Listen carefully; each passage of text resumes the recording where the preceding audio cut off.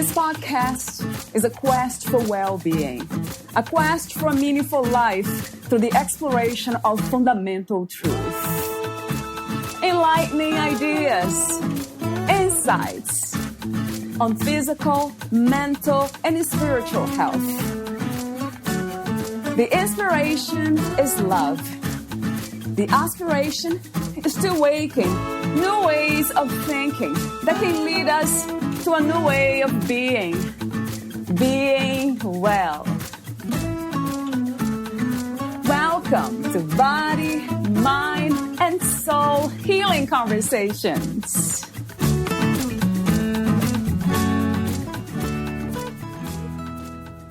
People make poor decisions for a variety of reasons. Some of these reasons are conscious, but many are largely unconscious. Have you ever faced a challenge or decision that felt so overwhelming you had no idea where to start? Choose Better provides a systematic approach to solving any problem, no matter how difficult. Designed by Dr. Timothy Yen, this series of questions will lead you step by step out of that state of indecision and into vibrant, confident action. In times of stress, it's easy to feel impossibly stuck, not to mention isolated and alone.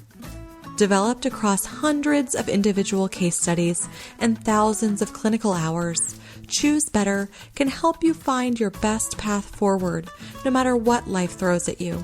Stop leaving your happiness and well-being to chance.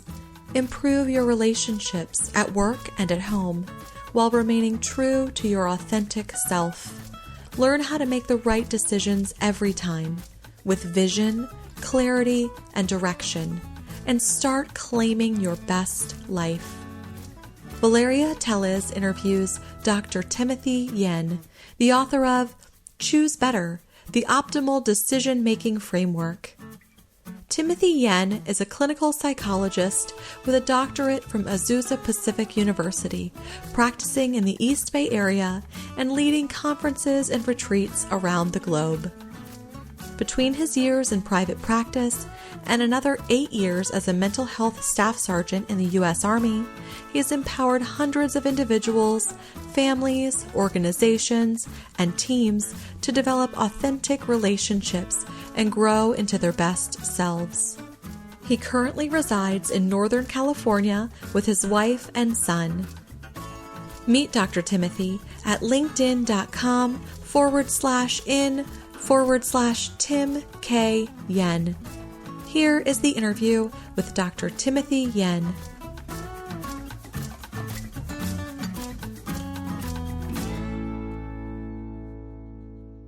In your own words, who is Dr. Timothy Yen?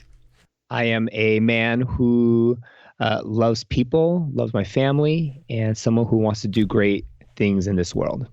When did you discover that there was, do you call that your purpose?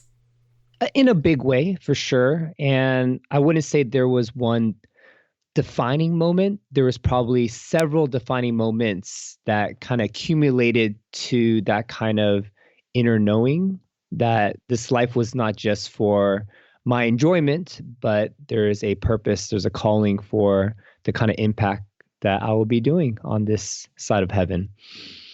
Do you somehow connect that purpose that you have found to being spiritual, to a spiritual practice?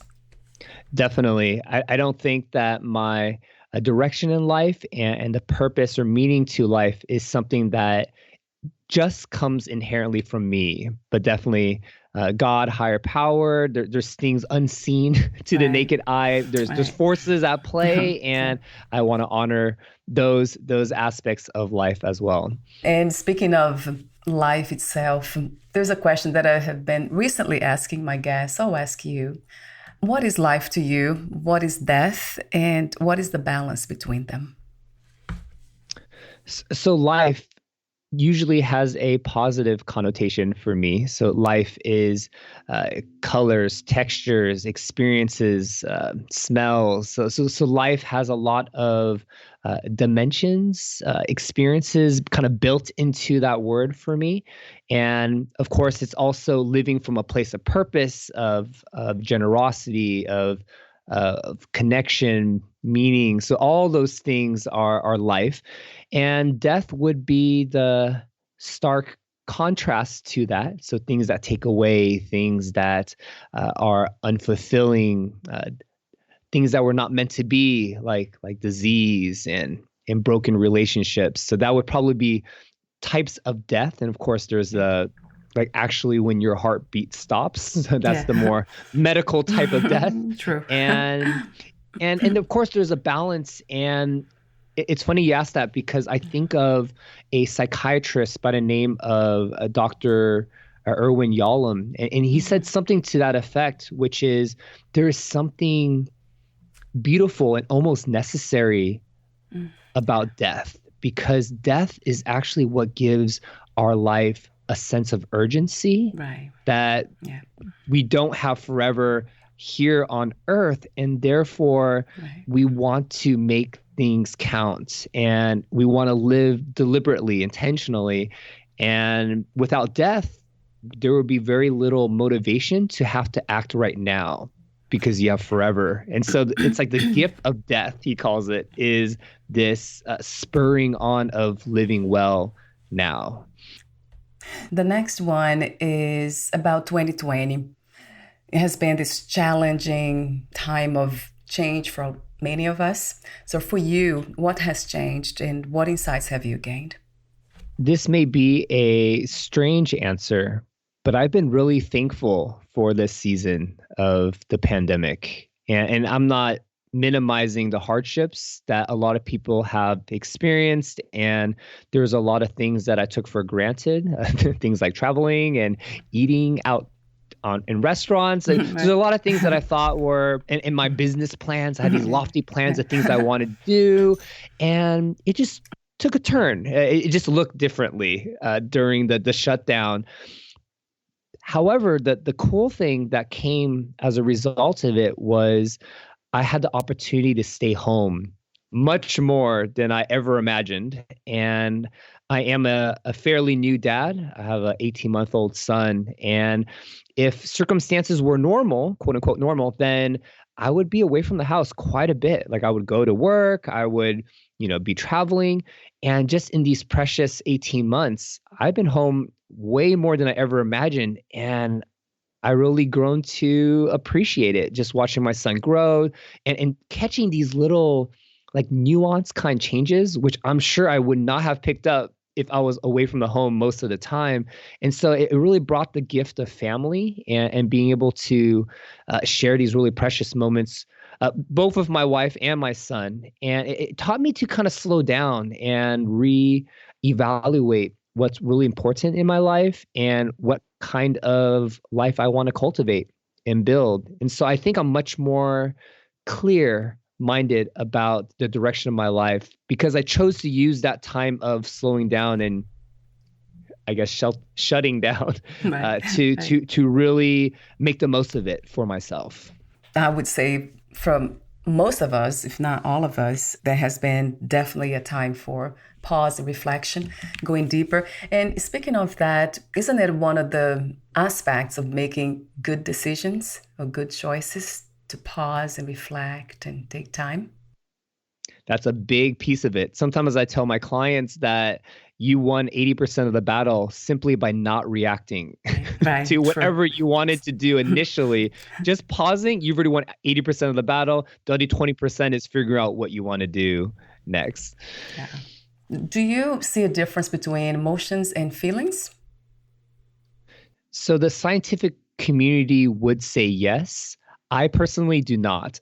So I kind of use them interchangeably, but I want to say that one of them, this is probably not great information, but one of them, it's either emotions or feelings, is much more physiological. So so it might be feelings perhaps, right? Maybe the feelings is a physiological response. So your heart beating faster, like a stress response. So the feeling has much more of a physical piece to it versus emotions is kind of the raw form. That's like the anger, anxiety, happiness, that sort of thing. I could have it switched, but there is a difference between the two for some people, but not for me. I see it the same thing. Feelings, emotions, they're trying to show us something. And it's so important to be attentive to them. So with that in mind, what are some of the greatest misconceptions about feelings and emotions we have? So depending on your family upbringing or culture, there is a either overt or covert message about feelings for each and every one of us, whether they're appropriate, which ones are appropriate, which ones are not, which ones are valuable, which ones are not. So it really depends on, one's upbringing. But what I would say is the misconception is that there are kind of good feelings, important feelings, and then there are feelings that are bad, what is inconvenient, a nuisance. Like if I just didn't have that feeling, I would just do so much better. And it's a misconception because being human means to have the whole spectrum of emotions, and every single one of them are important. Two more questions for you. What is healing to you? What is your idea, understanding of what healing is? So healing to me is a restoration of how things should be. And I kind of use that word loosely, but should be meaning that there is a standard of health that allows people to flourish, to be able to think clearly, be able to do certain kinds of behaviors or actions. So healing is taking something that was hurt or broken and restoring it back to its true glory. And sometimes even through the pain. So if we're not talking about just physical, right, but emotional, mental, maybe even spiritual, that healing is able to take even the broken parts and making it forging something even more beautiful than its original glory. So I say its full glory is healing, something that is beyond perhaps what things were like before things were broken and hurt. My last warm-up question is about freedom. What is freedom to you? What is to be free? Ooh, freedom is a very interesting concept because most people, so if we're talking about myth busting, most people think of freedom as I can do whatever I want, whenever I want to do it, right? So most people think of freedom in that kind of way.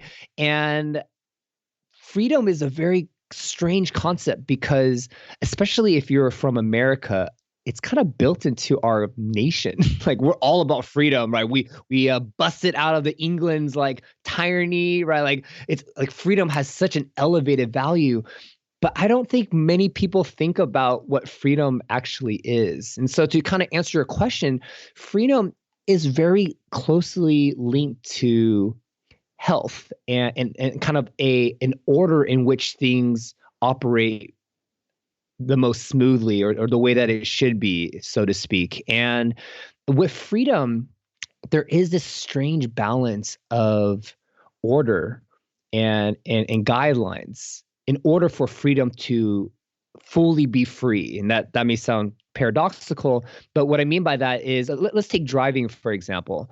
Imagine if everyone was able to drive however they wanted. Would you actually feel free on the freeway? Probably not. You would be scared for your life, right? Because you don't know, like there's no rules, right? Red lights don't mean anything, and so unless there is these certain guidelines, people aren't able to drive safely, and therefore, I would argue you're not driving in freedom. And so there is this interesting, intricate balance between your will and having a voice and doing things the way that you want, but within the confines of a healthy structure that maximizes the good for the most people. That would be my definition of freedom. Yeah, I thought about, and I heard before a long time ago about freedom and responsibility. They go hand in hand. Perfect. They're not separate. So you wrote the book, Choose Better, the Optimal Decision-Making Framework. Two initial questions. How did you become a writer? And what was the inspiration and intention of writing your book, Timothy? So honestly, I never intended to be a writer. What ended up happening was I was inspired by a conversation I had with a friend of mine who is a CEO of a tech company overseas, and we had dinner one day, and I am aspiring to do consulting work for companies and doing coaching, executive coaching. So I just asked her, what are some of the needs or what kind of value can I bring to a company like hers? And she's the one that brought up critical thinking. How can you help my leadership? How can you help my employees, supervisors think better? Because there's a lot of stressors, deadlines, competing ideas of what is the best idea depending on what department is passing this idea along. And she's like, we just all need to be on the same page, but we don't really have a systematic way of thinking through and arriving at a decision that is optimal and quick. And so I chewed on that idea a little bit, originally thinking about a way to do it for tech companies. But then in my clinical work and in my counseling work, I realized decision making is not a company thing. It's a human thing. So I thought about it a little bit more, and I realized, on some level, big or small, all the clients that I've seen have some sort of challenge, and their decision making either helped or hurt whatever it was that they were trying to achieve. As you can probably guess, most of them hurt what they were trying to achieve. That's why they're here to see me. And so I took a lot of my experiences, took some of the science behind what we would identify as health, and I created this framework that I believe is very accessible and easy for people to use so that they can get unstuck from whatever situation that they're in and make vibrant, confident choices. I love the dedication you have in your book, especially when we talked earlier about pandemic and how grateful you were to spend more time with your family. The dedication in your book says, to my wife, the best decision I have ever made. I was like smiling at this. Shout out to my wife. Yes. Yeah, and I mean every single word. Yes, yeah. Beautiful. Why did you choose to become a clinical psychologist, Timothy? That's another weird story. So I also did not have that in mind. And I actually wanted to be a journalist out of high school. I did this little radio talk show thing, loved it, thought that's what I wanted to do. And then I wanted to go to college, but then my father started a business that did not do very well. So that financially set things back, and I decided to join the Army in order to pay for my own school. So that's how that started. And I wanted to be a journalist in the Army, but it turns out I was severely colorblind when I was going through their examination. So I wasn't allowed to choose journalism because I couldn't see color very well. And mental health was one of the few jobs left that I was still interested in that I can pick with my handicap. So it's weird. It's almost like life chose that for me because that's not what I set out to do. But I am so grateful that I'm doing the work I am now. Nothing against journalism. I'm sure that would have been really cool too. But I'm really glad that, I stumbled upon mental health, really loved it, felt like it was meaningful work. And in my time in the Army doing it, I realized people are complicated, and I need to be further equipped to help as many people as possible. So that's when I went back to grad school and pursued my doctorate to be a psychologist. You just said about people complicated, or we are complicated. Do you believe that this is really something that's true, or we complicate life in a way with our thoughts and ideas and concepts and mental constructs? Ooh, that's a great question. The answer is probably yes and no. So people are complicated in that no two people are the same. I can talk to 10 people who I would diagnose with depression, and each one of them arrived at where they're at so radically different. And even the way that they experience depression is fairly different between each other. So in that kind of way, there is this kind of complexity in presentation and the uniqueness in their way that they experience life. So that piece of it is complicated. But then answer is also no, because there is a thread that connects through humanity, and there is basic needs and desires and wants that are quite universal. And in that kind of way, everyone wants similar kind of things. And that makes it not so complicated. So it's yes and no. So, what defines a good decision? That's my first question. And the follow up question I'll ask now, too, because I really want to hear from you. What is the difference between making decisions and choosing? Yeah. So a good decision is a choice, an action that you uh, pursue or implement that is aligned with what matters to you. So there's definitely a relationship between your values and how you live those things out. And of course, there's its own processes in terms of like knowing who you are, so you know what your values are. But that's the short answer. The short answer is if there's an alignment in how you live your life with what you care about, what truly matters to you, I would say that's a good decision.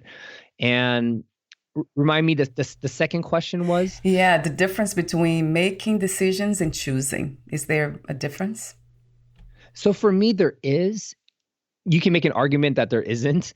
It depends on, are you using the verb term or the noun, right? But with choosing and deciding, I have a warmer inclination to lean toward choosing, because there is it's almost like a force. It's like a thrust.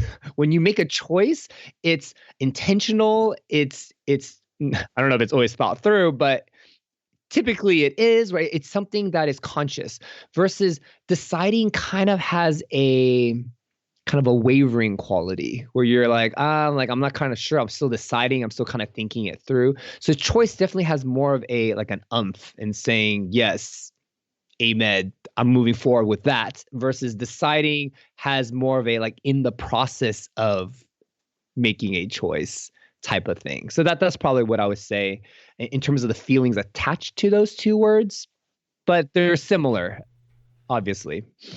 Interesting that you say that, the feelings and emotions. That's the section in your book that I really love is the one about feelings, emotions. Actually, I call it emotions, the 5 checkpoints in the framework: emotion, values of self, values of others, reality, and courage. So you have emotion as the number 1, or you start with emotion.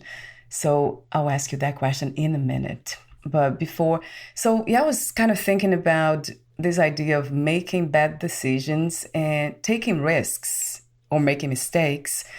So how do we learn to know the difference between them? How do we know when we are making, or when we made a bad decision, or we just took a risk? We just made a mistake, so it's not a big deal.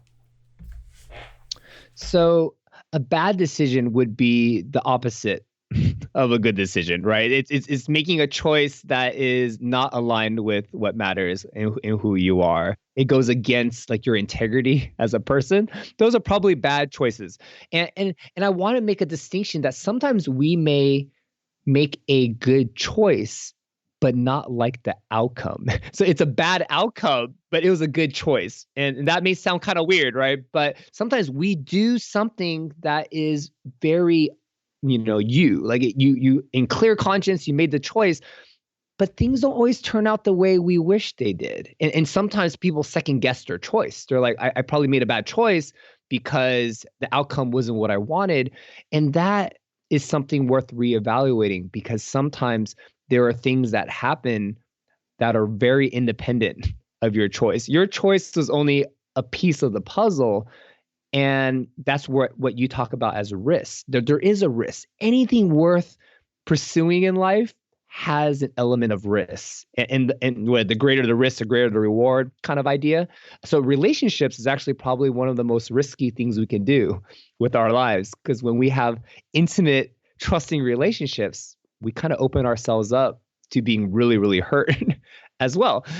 And so it's kind of that idea of making sure that at least your choices are good, even though the outcomes will be determined depending on what happens. If that doesn't constitute a mistake, you wouldn't call it a mistake, would you? Even if we don't get where we want to go with that decision we made. Yeah, mistake is another interesting loaded word because, of course, when we think mistake, it's clearly negative. Yes. No one thinks like these are good mistakes. Now, I would probably say a nuanced answer in that mistakes can also happen with good choices, given that you made the choice based on whatever you had, whatever you knew at the time. But sometimes we miss information. There's things that we didn't know, and it's not because we didn't do the work or that we didn't take the time to think things through. Sometimes things are not the way they seem, and we just didn't know until the decision was already made. Then we look back in hindsight and we're like, oh, that was kind of a mistake. But it's because I didn't know this, right? This piece of information, or else I would have made a different kind of choice. I absolutely love that idea. I mean, love what you said, everything you say, but what you said specifically about not arriving to the destination, because most of us have this idea of getting somewhere. But the most important component is to come from a place of value, be in alignment of what we believe in, what matters to us. So it doesn't really matter what happens after that. So I love that message, Timothy. It's a beautiful one. Thank you. That's very clear to me. And that's what I believe in. And speaking of beliefs, do you differentiate values from beliefs, or they are kind of in the same realm? I feel like you're bringing up a lot of like these like two terms that kind of have a lot of overlap, right? Yeah, and there's nuance between them, right? But at the same time, there are some like slight differences. So I would probably say that beliefs are a bit more comprehensive. They're like almost like worldview type of things, versus maybe values are a bit more specific. So things like maybe like a value of love or respect. But then a worldview kind of strings maybe several values together, and then that's kind of your worldview.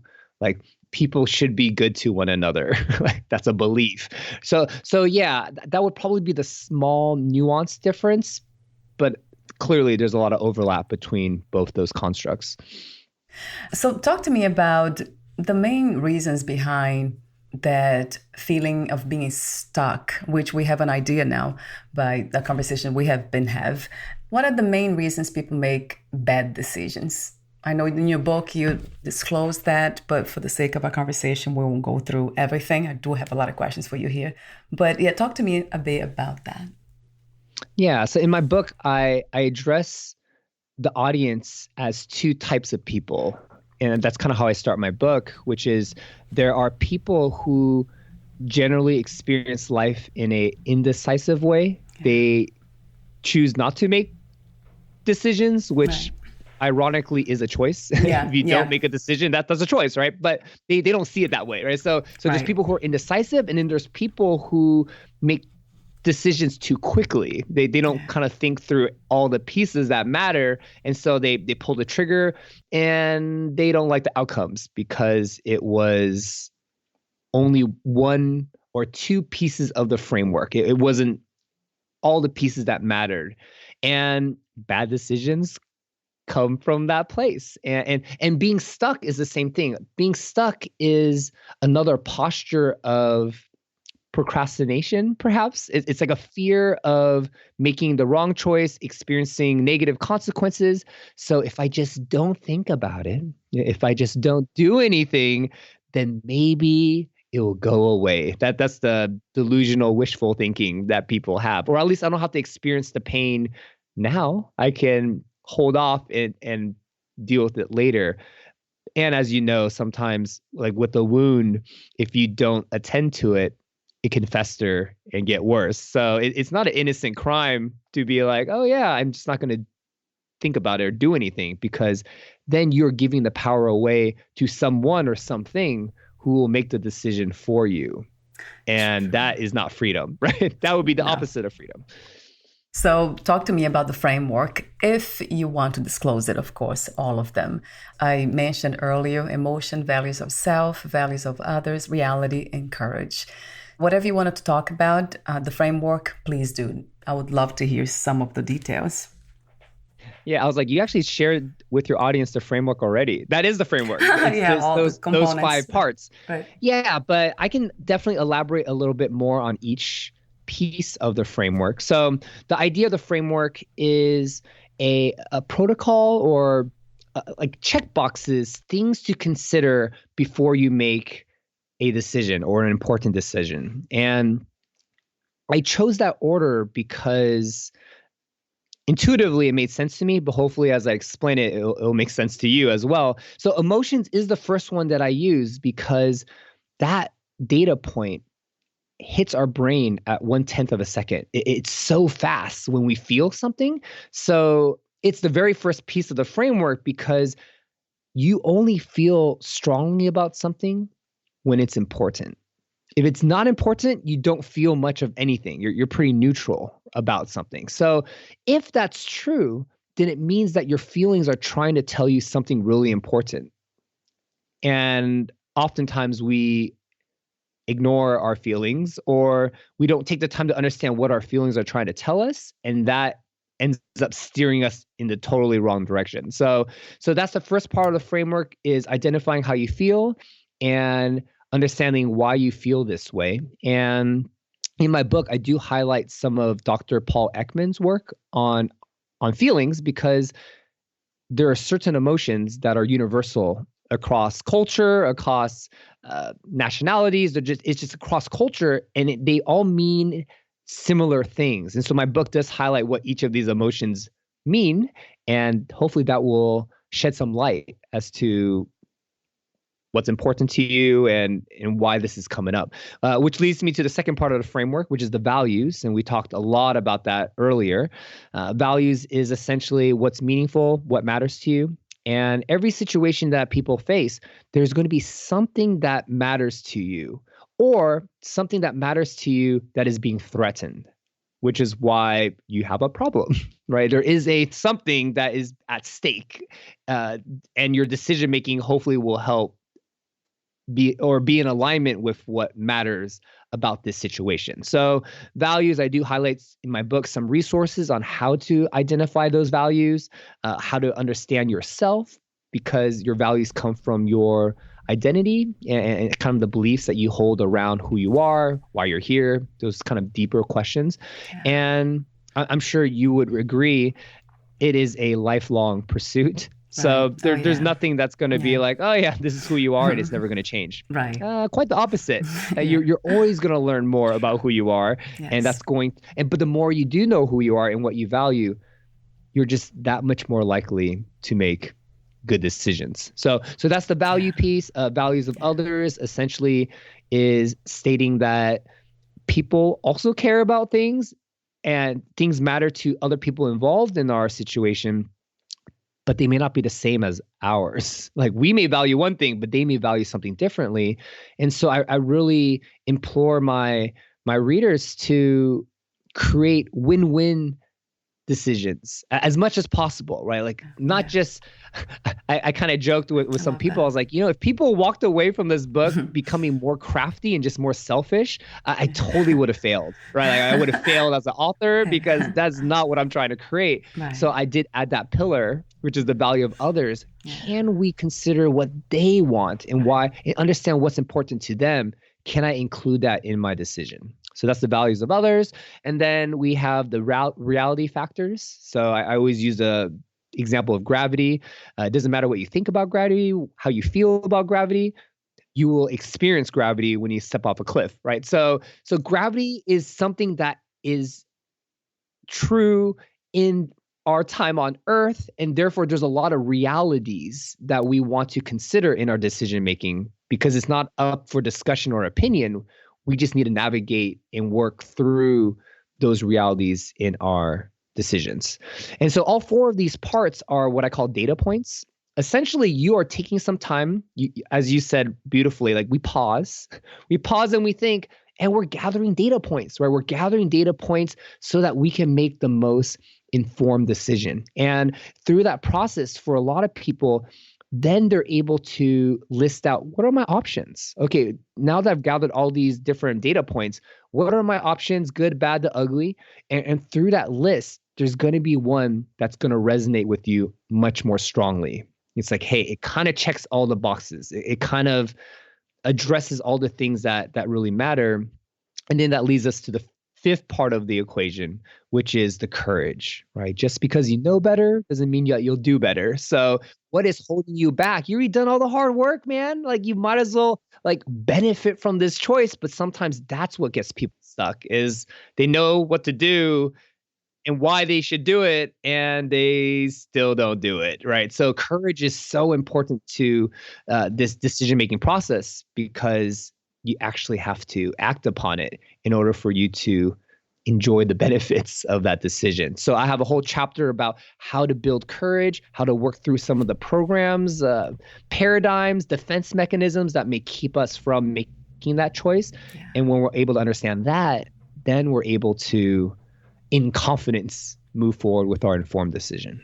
What a beautiful work. Thank you so much, Timothy, for sharing that, the information, that knowledge, that love, essentially. Yeah, I do see in your work this combination of skills, self-awareness, awareness of others, of life itself, reality. And then, yeah, to me, a very important piece, having courage to act upon what we believe in, what we value.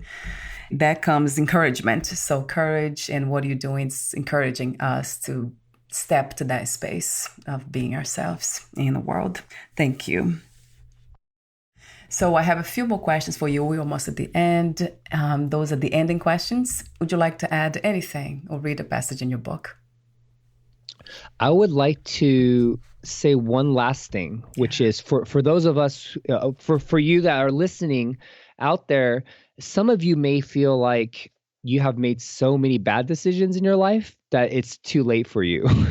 And there's no point. This is kind of like who I am. Like I just make bad decisions, or I am an indecisive person. And I really want to bust that myth as well, because the reason why I stress decision-making so much is because that is your ticket towards a better life. It's actually your decisions. And so you're only one decision away from making a good one. And I really want to stress that decision making is a skill, just like basketball skills, nunchuck skills. Like it's something that you got to practice, or it's something that you got to do, something that you have to be more intentional and be aware. And so everyone can improve. Like everyone can be better at this. And that's why I wrote the book, is I want more people to live life to the full and never give up. There's always hope at the end of the tunnel because you're just one choice away from that direction. So my two final questions. If you knew you would die soon, meaning leaving the body, would you make any change in your life or do anything in a different way? I want to say no, but let me think about that. Well, if I knew I was going to leave soon, I would probably... This sounds really bizarre, but all the things that I'm building and writing, I would probably not do those things if I knew I had a few days left, and I would just be with the people that I love the most and just cherish that time. I would probably be less ambitious in a weird way. I would just be like, okay, well, let me be with the people that truly matter to me. So there it is. But in terms of the decisions that I've made up to this point, yeah, no regrets. I definitely believe that I'm on the track of my life that's meaningful. You do mention that in your book. Yeah, no regrets. Even the 5 top regrets people have. I think it was a book that was written. Yes, I love the way you said that. And that always goes back to that. I noticed with everybody that I asked that question, spending more time being around family, people I love and care about. And my last question is, what are 3 things about life you know for sure as of this moment? I know for sure that every single person on this earth was created for a purpose, and therefore there's something uniquely assigned for each one of those people to accomplish while they're here on earth. So I have a deep belief in that. And part of the the joys of life is discovering what that is and doing it. So I'm very certain of that. I'm very certain that relationships matter, and being seen, being heard, being authentic, having people that love you and you're able to love. That's the deep stuff. That's the rich things that truly matter in life is relationships. Yeah. A third thing. I'm also certain that it's never too late, like I said, to make a difference. And therefore, it doesn't matter what your past or whatever baggage you may still be holding, that even that can be used for the good of not just yourself, but also for those around you. Thank you so much, Timothy, for your compassionate work, your presence today, and sharing your wisdom. I love your wisdom. Thank you. You're very welcome. Before we say goodbye, where can we find more information about you, your books, products, services, and future projects? So the best way to find it would probably be on my professional website, which is just my name, www.timyen.com. And on the bottom of the page, I have links to Instagram, join my newsletter for the work that I'm doing. And that's probably the best way to find me. And for those of you who are interested in counseling or doing kind of coaching type work to help discover, have guidance towards living the life that you really want, you can also reach out to me through the contact page. Thank you so much again, and we'll talk soon. All right. Thank you. Bye for now, Timothy. Thank you for listening. To learn more about Dr. Timothy Yen and his work, please visit timyen.com. To learn more about this podcast, please visit fitforjoy.org/podcast. Thank you again for listening, and bye for now.